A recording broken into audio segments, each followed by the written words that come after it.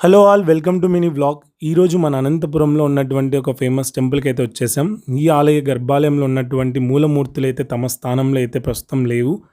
Yes, మీరు విన్నది నిజమే. ఈ ఆలయం వచ్చేసి మనకు శృంగేరి శంకర మఠం, శారదానగర్, అనంతపురంలో ఉంటుంది. ఇక్కడ ప్రధాన దైవం శారదామాత.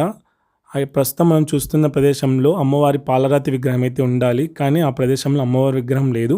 ఎందుకు అని అడిగితే అక్కడ ఉన్నటువంటి స్వామివారు ఇలా చెప్పారు: అమ్మవారి పాలరాతి స్థానంలో అమ్మవారి యొక్క పంచలోహ విగ్రహాన్ని అయితే ప్రతిష్ఠించబోతున్నారంట.